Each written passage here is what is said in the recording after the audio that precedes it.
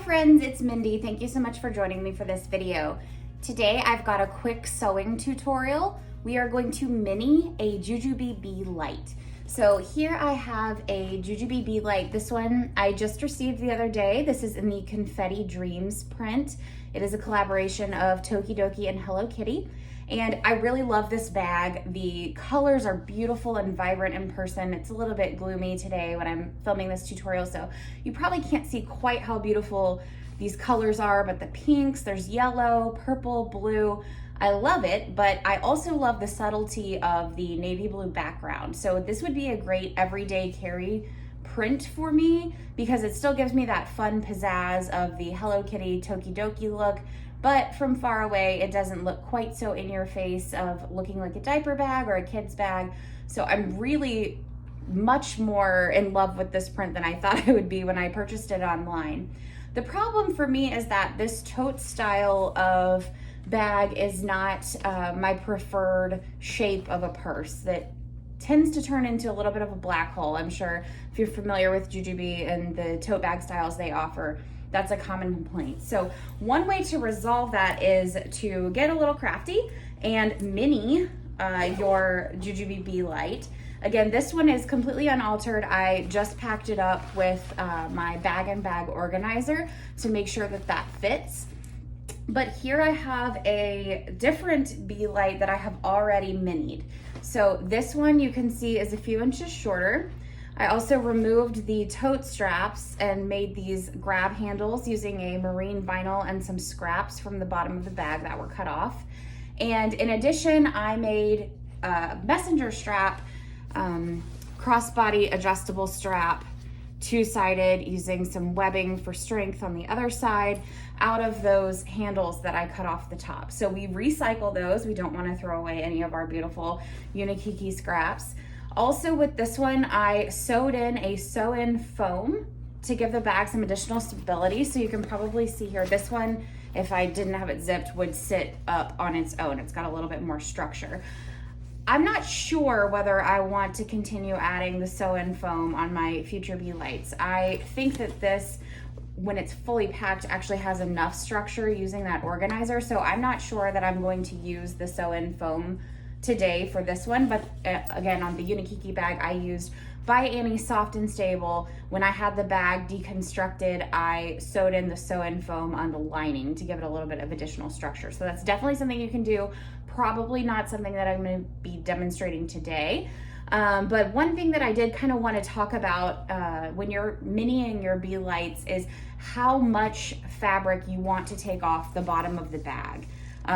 This one ended up being a little bit shorter than I would actually prefer. I believe I removed 3 inches from this one. So I want to remove a little bit less this time so that when I do have a bag organizer packed up with my pouch packing and my preferred carry items, that I can actually zip the top over the pouches that are inside of the bag, and I can't do that with this one. It may be because I added that interfacing. It just also may be because of how much I took off the bottom. So I want to leave a little extra this time. So I'm actually going to go ahead and grab my ruler and I'm going to measure so that I can see how many inches I want to take off the bottom when I mini this Confetti Dreams Bee Light. All right, friends, I'm back with my ruler. This is just a quilting ruler that I use when I sew. But one of the things that I wanted to mention is I use medium set pieces quite a lot. This one I'm currently using packed up as my wallet, and I don't want to alter this Kawaii Carnival medium set piece yet. It's new to me, and it's my perfect print placement with Rainbow Ice here and Sandy and the popcorn guy. So I don't want to cut any of this off. I have actually minied some of my other medium set pieces so that they fit down inside some of these smaller bags a little bit better. So here's an example of a medium set piece that I minied by taking some inches off the sides here. But I don't want to do that with the Kawaii Carnival. And like I said, I am currently using that as my wallet, and I would like to be able to continue using it that way. So I want to make sure that when I zip this bag after it's minied, that I have room for that medium set piece. So you can see here, I've got some ease right now. So that's kind of what I want to figure out, how much of that I can remove and have a bag shape that I prefer, but also still have room for this medium set piece standing upright in my organizer here. So it looks like between the bottom of this zipper seam, I hope that you can see that on the video, but the zipper is inset a little bit from the top of the bag. So it looks like this is about 1 inch. I'll go ahead and measure that. Actually, yes, it's exactly 1 inch. So we want to leave that inch, but between the sewn in zipper seam and where you want the top of your items is the measurement that I'm taking now. And that's just a little over 2 inches. It's like about 2.5 inches. I want to leave some ease so that when, you know, the bag is zipped up, everything's not shoved up totally to the top there. So I think what I'm going to do this time is I'm actually just going to take 2 inches off the bottom. So we'll see what that looks like. I may actually go ahead and clip this just to give an idea for myself of what it would look like if I take the 2 inches. And I will come back with that in just a second. Okay, friends, I'm back. I have used my knockoff brand Wonder Clips here to approximate what this bag will look like when sewn with 2 inches taken off the bottom. And I really probably would prefer a little bit shorter of a shape, but again, for the functionality, I think this is what I'm gonna go for this time. So this is just one way that you can kind of mock it up yourself. I used my ruler again to measure where that 2-inch mark would be and then kind of folded the bag back onto itself. You can see here and clipped to see what this is going to look like after it's sewn. So that is about the shape that we're going to get, and I'm not unhappy with that. So let's get started. All right, I have got my bag turned inside out so that we can start the deconstruction process. And because this is a new print and pattern, there's what the lining looks like. This is so cute. These characters, but you can see here, this is where the factory sewists closed the last seam of the bag. So this is where we are going to seam rip. And kind of a rule of thumb with other Jujube bags, if you can't find an obvious seam closure like this, you can kind of pull apart. I don't know how well you're gonna be able to see this, but you can kind of pull apart and start snipping the stitches here. That would also help you get a seam open to get started with this. But you know, the other thing I wanna encourage myself and my sewing friends here is to take a look at how this seam is closed. You know, this is a not inexpensive bag. This is a pretty luxury brand. And their stitching is not always perfect. So I'm really hard on myself sometimes about the final product of my sewing, but you know, things don't have to be perfect to be valuable and good and useful. So just a little encouragement there. I'm gonna go grab a couple of tools and I will be back in just a minute to start that seam ripping. So here I have a couple of seam rippers and my snips. I actually do a lot of my seam ripping with my snips. I find it to be a little easier. I'm sorry about that shaking. I just kicked my camera. But I'm gonna go ahead and just go in where they've done the back stitching. That is where the stitching is darker. You can see there are multiple lines of stitching there and then just a single line across that closure. And I'm gonna go in with the tip of my snips here and just start clipping these stitches out. Probably best practice is to clean up the thread as you go along. I tend not to do that and then just kind of pick it all out when I'm getting to a further step in the process. But to keep things clean, probably would be better if you did that as you go along. Once you get it started and you have the seam kind of open here, what I like to do is just go in and clip every few stitches. Another method that you could do is you can also just go along here and clip in the outside every few stitches. The thing about this Jujube fabric though is that sometimes, and I'm not as worried about it because this is the lining, but if you're unpicking top stitching from the outside of your bag, some of the older fabric especially can be a little bit finicky and it doesn't like being scraped like this with the clips or your snips. So if you really want to make sure that you don't damage the fabric in a place that's going to be seen, pulling open the seam and taking a snip every few stitches this way is probably your best bet. And then once again, down here, I've hit the back stitching. And so you can see why we do this as sewists, because it's harder to unpick this. So you do probably need to get these last few guys from the outside. All right, I have that last seam. This is where they closed up the bag before packaging it. But Jujube also does, and I like that they do this, they sew this seam to the external fabric as well. So the lining is attached to the exterior fabric so that your lining is secured inside the bag and it's not quite as floppy. Like you can't turn the bag like totally inside. Well, it's hard to explain. Anyways, just follow me. The lining and the exterior fabrics are sewn together right here. I think it's going to be easier for me to unstitch those from one another with the bag turned inside out. So I'm not sure how well you're going to be able to see this. Let me see if I can take a little bit wider of an angle. Please don't judge my living room. I probably have some dust bunnies in the corner there.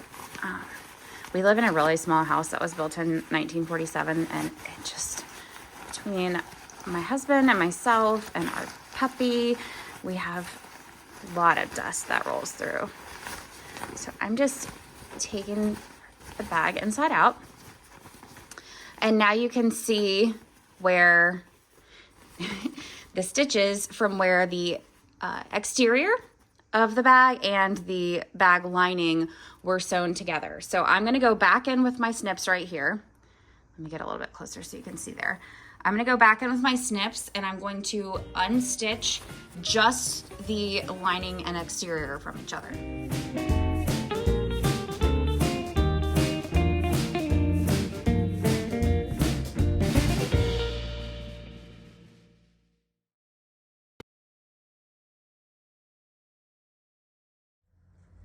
We've officially reached the do as I say, not as I do portion of the video. So I'm filming this tutorial in my living room due to the space and the light and less clutter than in my sewing studio. If you have a cutting table with a mat and rotary cutter, now would be the time to make sure that you're utilizing those tools that you already have. I do usually cut with a mat and rotary cutter, but for the purpose of the tutorial, I'm just going to be marking using my quilting ruler and a marking pen. This is actually my favorite. I kind of want to plug her because she's so great, but my favorite tutorial filmer, I think, is Lauren Mormino. She has her own website where she sells sewing notions. So this is her silver marking pen from mormino.com. I got this in a project box and I just love it. It's great for marking on textiles like vinyl, but also on fabric. It washes off easily, and the silver color means if you make a boo-boo, it's not as easily seen. So what I'm going to do is I'm just going to measure 2 inches from the cut edge. So I'm following the cut edge here of the bag. You know, once we get to the rounded edges, we're going to have to do an approximation, but here my 2-inch mark can follow along the cut edge of the bag. So I'm just going to go ahead and mark this. This is a little rough and ready. I apologize, but you're going to do a much better job when you're sewing yours. Because of the way that I'm doing this, I have clipped the seam that I opened back together. These are hair clips that I use when I'm sewing vinyl so that they don't make as much of a mark. But you could either baste this close again. What I did when I made the first mini, I actually opened the whole seams on all of the bag to make sure that I got a really faithful measurement, but that took me forever. So I'm not going to be doing that again. So let me just finish marking here. This is the point where I'm going to go ahead and tell you, do this marking on front and back of the lining and front and back of the exterior. I'm not going to show you marking all 4 of those sides, but make sure that you go ahead and do that now. All right, once again, do as I say, not as I do. I am only using this planner as a hard, flat surface. I just wanted to show you how I'm going to mark the sides of the bag because they are not square and we don't have that same measurement that we can take. So I am matching where my straight line started from either side of the bottom of the bag. So you can hopefully see what I'm talking about. Here's where I made that silver line all the way across. And now I'm just following that around to the side of the bag. So I've got the silver line from either side. I hope you can see this. I apologize for not using a darker color, but I do intend to use this bag, so I don't want to mark it up with like Sharpie or anything. So I'm going to take my ruler and I'm going to connect these 2 lines across that side gusset panel. And this is probably not going to be totally perfect, but I think that we can hide any imperfections in the seam allowance. And so it'll be totally okay if your lines are not perfect here. But I'm just going to go ahead and connect those lines on that side. And then I'm going to turn her around here and do the same thing on the other side. Again, if you're on your cutting table, you can kind of just set it down like this and take your rotary cutter across it, but because I am not in my sewing space right now, I'm just doing the best I can here. So we're just following that silver line across. And now it is time that we can cut. Scary. So I'm just gonna start here. I'm gonna go in, actually, you know what? I'm going to take a second and unpick more of these stitches so that I save this fabric and can use it for another project if I like. So I'm gonna try to fast forward this portion of the video.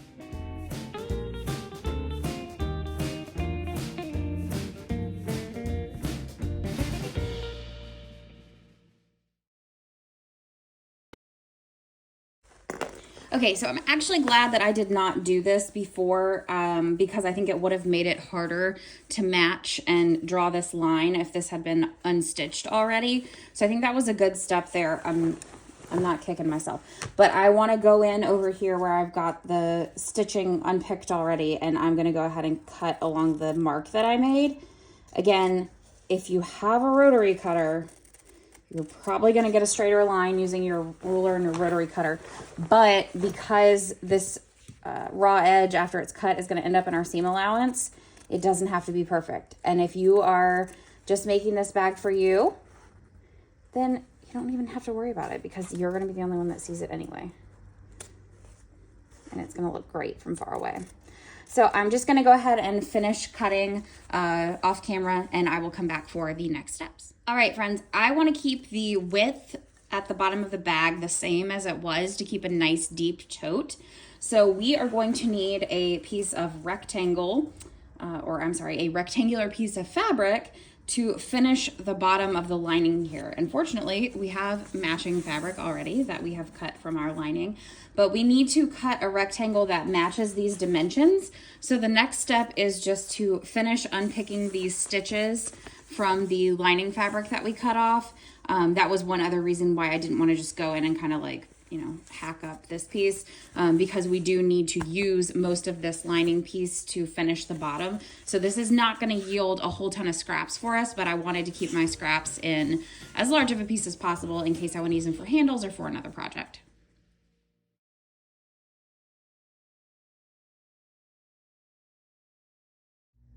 So the next step is to shorten the rectangle panel that we have here to the same width as the bag. So this bag from the left to right cut edges, which includes your seam allowance here, is 12 3/4 inches. Jujube uses a 3/8 inch seam allowance along here. So once this is sewn, you're gonna get a bag that's 12 inches wide. So that means on our bottom lining panel, it's already the right width here. The bottom depth is gonna be the same because we've cut it off and we know that's correct. We just need to shorten this rectangle that we unstitched. This is the bottom lining again, and we are going to shorten this to 12 3/4 inches, which is the same width as the bag front and back panels.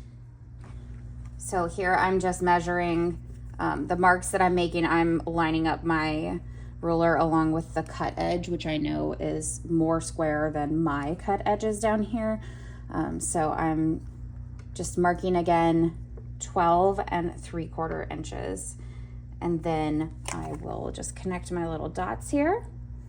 And once again, lining up to make sure that we're square with the cut edge of the fabric.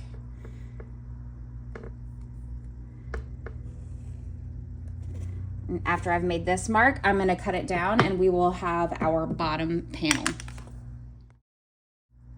All right, I'm gonna show you a couple of tricks here about how I like to finish the bag so that I have nice clean seams.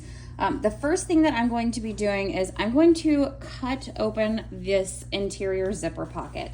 So when the bag is in normal use, you have this nice zipper pocket here in your lining where you can put things. I like to finish my bags by turning through the zipper pocket and having that final seam, which is the first one that we unpicked to get into the interior of the bag. I like that to be inside this zipper pocket. And actually, with the bag being this nice and flexible and floppy, I may actually open one of these side seams. Typically, that last step of turning your bag through is known as berthing. And berthing, you want to leave yourself a large opening if your bag is in any way inflexible or stiff or difficult, especially if you have any kind of joint or mobility issues, if you have arthritis in your hands or other mobility issues that impede your ability to squish the whole bag through a very small opening. You want to leave yourself as big of a turning hole as possible. So as you saw, Jujube left themselves a large turning hole just in the bottom of the lining. I don't want that in mine. I think it catches crumbs. So because I'm feeling good and I'm not having any issues with mobility right now, I'm going to turn mine through this side pocket here. So what I'm going to do is I'm going to take the bag to my machine, and I am going to, I know they've already done it, but I'm going to back stitch really, really well here and here. And you can see that Jujube also has already done this, but I just want to make sure that nothing comes unraveled and nothing comes undone. So I'm going to take a couple of back stitches here, and I will try to do that in a contrasting thread color so that you can see what I'm doing.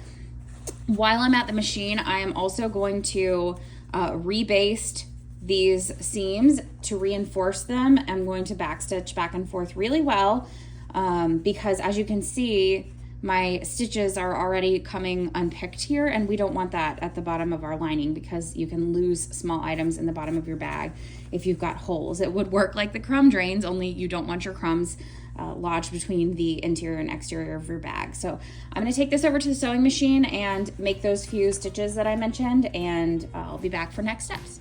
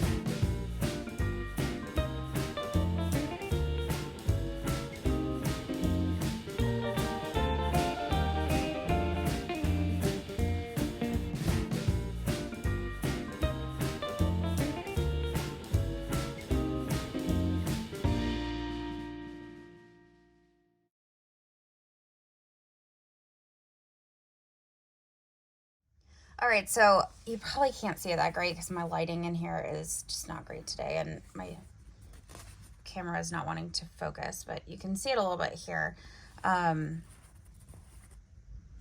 So I've backstitched at the corners, and I realized that I did not explain what backstitching is. So backstitching is when you start your stitches and you take a few stitches and then you hit the reverse button on your sewing machine and you go back the other way and you go back and forth a few times, and what that does is provide a lock of your stitches so that they will not come unraveled. So that is why we backstitch at the beginning and end of our stitching. So I've backstitched the corners here, like I mentioned, and I've backstitched, you can see the teal thread here. I've backstitched at the top and bottom of this pocket. And now I am just going to unpick the stitches in between my backstitching of this pocket. All right, I have got the stitches unpicked in between my backstitching, and I need to go back and clean up this thread. But I just wanted to show you, this is a pretty small turning hole. So I would say if you are an intermediate or advanced sewist or bag maker, if you've made bags before, this is probably an okay size for you. Again, because this bag is so floppy and flexible, we're gonna be able to turn it through this hole with not a lot of problems. If you are feeling nervous about this, again, or if you have any mobility issues, absolutely fine. You can either cut this pocket all the way open at the bottom, which would give you a little bit bigger of a turning hole there, but still give you the neatness and the sort of clean aspect at the bottom of your lining where you don't sew that final seam in the bottom of the lining. Or there's absolutely nothing wrong with sewing the bottom lining closed after turning through one of these side seams. That's perfectly fine, and that's what Jujube does. So if it's good enough for the manufacturer, it's probably good enough for me. I'm not going to do that today. What I'm going to do is I'm going to clip my lining panel here, the bottom lining panel, to these 4 side panels. But if you were going to turn through the bottom interior panel, which you absolutely are welcome to do, you just want to make sure that you, when you're stitching, leave yourself space, leave an opening that you can turn through. Otherwise, if you sew up all of your side seams and you don't leave an opening in the zipper pocket here like I'm doing, you will not be able to turn your bag right side out once we're done. So that would be a bad mistake. So pick a place that you want to leave your turning hole. It can be here, it can be here, or it can be here. And there are also, you know, a million other places that you could leave a turning hole. You could leave it in the side if you wanted to have a nice big turning hole here, but you didn't want to have the crumb issue that I mentioned. So totally your choice. Today I am going to turn through the side of the interior zipper pocket, but you don't have to.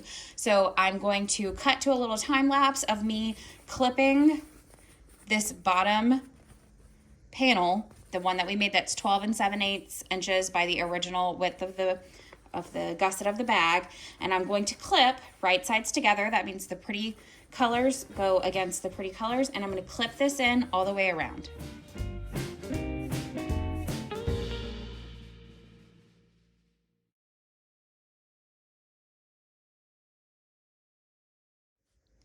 So I made a boo-boo.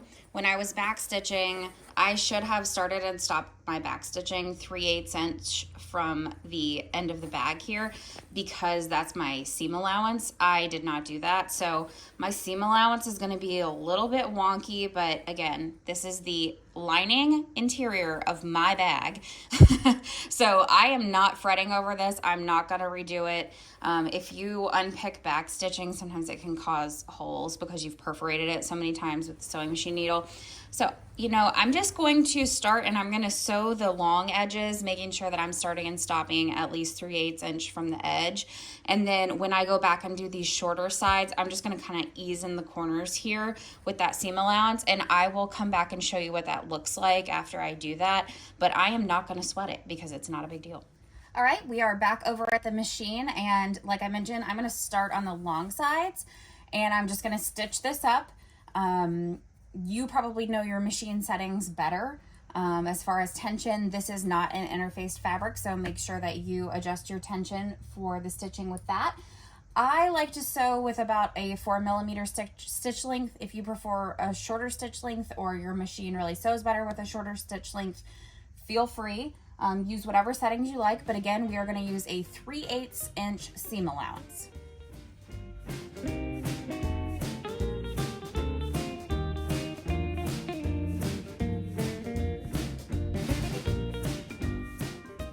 All right, my phone ate the last video, so hopefully this is gonna work. What I wanted to show you is kind of what I'm doing at the corners here when things get a little bit wonky. And I'm sorry for the shaky video. I've literally got my phone on my shoulder right now to try to film this because I'm not set up for video tutorials. But because I did not leave space for the ease with the seam allowance here, I'm gonna sew down this side at a 3/8 inch seam allowance, and then kind of when I get into this corner, I may have to use a metal regular sewing pin to take the corner there, but I just kind of wanted to show you how it's gonna ease into that. So I'm gonna stop talking now and show you.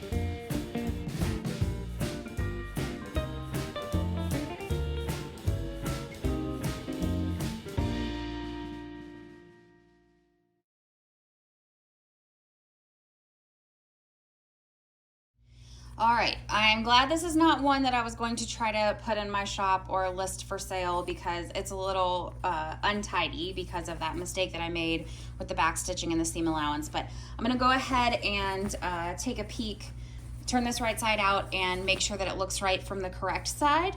And I will show you what that looks like. All right, so I'm gonna say this as many times as I can remember to because it's super important. If you are turning through your lining like I am, make sure that this zipper stays unzipped because the last thing that you want is to end up with your bag finished, looking nice, you're excited to take a look, and then you can't turn it because the zipper's closed. That's super frustrating. I've done it before, almost made that mistake this time. So I have turned the bag through, and I'm just going to take a look at my corners to make sure that I didn't miss any and that they're all nicely closed. They look pretty good, so they're not maybe as square. These look nice and square, but this one you can see is a little rounded. Well, it's actually not too bad. All these look pretty good, actually. I'm really happy with this.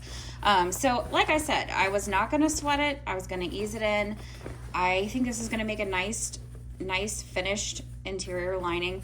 And again, like I mentioned, because we're closing up all of these seams, and these are not going to be our last turning seams. When this is down inside the bag, it's not going to accumulate schmutz as much as I think the unmodified Jujube final seams do. So I'm really happy with this. The next steps are we're basically going to do all of these same steps again with the exterior fabric, from cutting it down to sewing it all back up. The thing that we can lop off of our to-do list now is leaving that turning hole because we've already done that in the lining. So this is a great place to take a breather. I'm gonna go get some lunch. If you are following along with this video tutorial, I suggest nice hot cup of tea, glass of wine, TV show. Just take a break from it for a little while so that you don't get frustrated. I find that if I don't take a break about halfway through, hi Avery, there's my dog that you can hear in the background.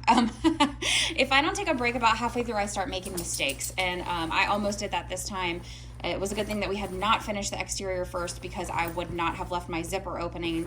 I would not have left my zipper open and I would not have had a turning opening. So that would have been really frustrating. So I'm gonna go get some lunch, and when I come back, we will do the same thing with the exterior. All right, I had my lunch. I'm feeling good, refreshed, ready to take on the exterior of the bag. I just wanted to show you quickly that it is still unsewn and undone, but I went ahead and stuck my organizer insert back in here just to make sure that with the amount of lining that I have, that it still closes nicely and it fits great. So if you want to check that midway through, you can. Obviously that's not required, but I just wanted to make sure before I went through the rest of the steps that it was all going to fit the way that I wanted.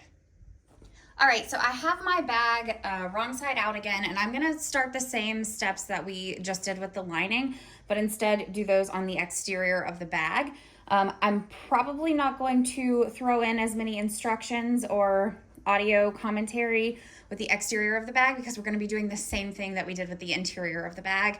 And I'll throw some timestamps in the description of the video so that if you need to go back to the interior steps, you can do that.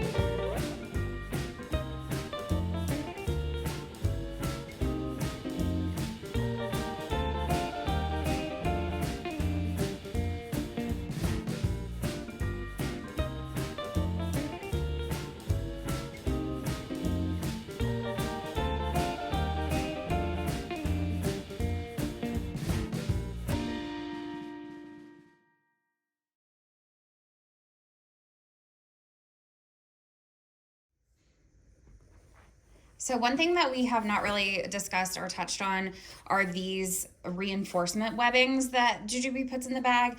And actually it's interesting to see what they're using now versus what they used in some of the older style bags. And I love seeing this. Here is a print that was releasing today. This looks to me like a scrap from the lining on the Herbology print. This looks like a Whomping Willow here to me, but they're reinforcing their seams using scraps just like we do sometimes as home sewists, and these are pieces of webbing. Now the function, as I understand, of this webbing is just to kind of help with heaviness in the bag. So after, I'm going to wait until after I've sewn in the bottom panel back into the exterior, but once that's done, within the seam allowance only of the bag, I'm going to be sewing these webbing pieces back onto the exterior so that we don't lose the stability that they were providing. But again, I'm going to do that in my seam allowance so that it doesn't gunk up my seams from the exterior.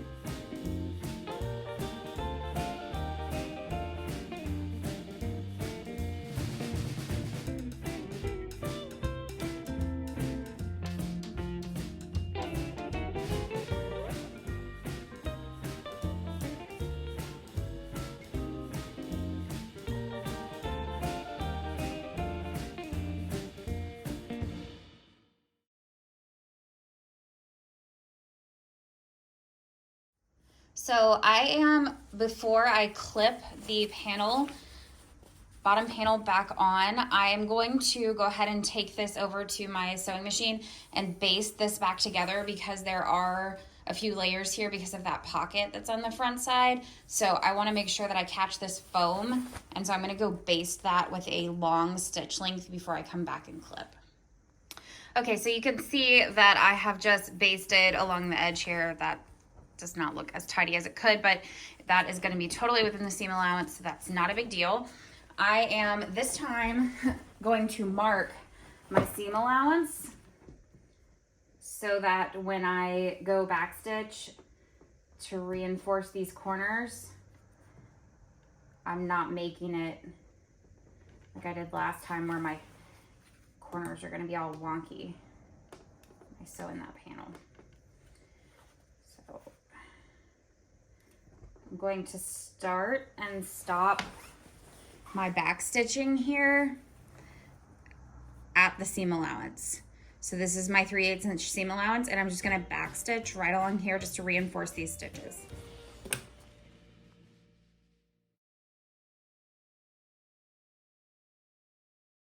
So I've just clipped the long sides, and again, I'm going to start with the long sides, and then once those are sewn down, then I will go back in and ease the corners with the seam allowance and sew along all 4 edges. All right, so it might be kind of hard to see what you're looking at here, but this is that rectangle bottom panel that we just sewed in. And I have only turned enough of the bag through just to check my work on this. Same situation as with the lining. I just wanted to double check and make sure that all of the corners look good. The stitching looks neat. We don't have any kind of weird like lining hernias or anything strange. This looks tidy to me. It looks good. So I'm going to re-poke this back through to the wrong side of the bag. Again, I am turning through this lining pocket, the interior zipper pocket of the bag, but you don't have to use that as your turning hole, but that's my turning hole for now. So what I'm gonna do, and this is one of the final steps for the exterior, is I am going to tack the webbing back down to the lining in the seam allowance. I'm gonna cut it to the correct size once it is appropriately tacked down. So I'll use some clips, maybe some pins here, and I'll be right back with you. Okay, so you can see here that I have just backstitched a few times over stitch back and forth over this webbing, and I have kept it fully in the seam allowance. This outer stitches is my basting stitches that I took with the foam, and then this is the actual seam here, and then this is within my seam allowance. I've basted or stitched a few times the webbing back on to ensure that it's secure there. I love webbing, but the thing about webbing is that it frays pretty badly, and you don't want it unraveling inside your bag. So I'm going to go ahead and cut off the excess, and while keeping the rest of your bag away, just use a lighter and melt the edge of this nylon webbing. And what that's gonna do is it's going to keep it from unraveling inside your bag. It will not fray if it's melted. So that's how that looks after you've melted it. And I'm just gonna do that with all of the remaining webbing pieces.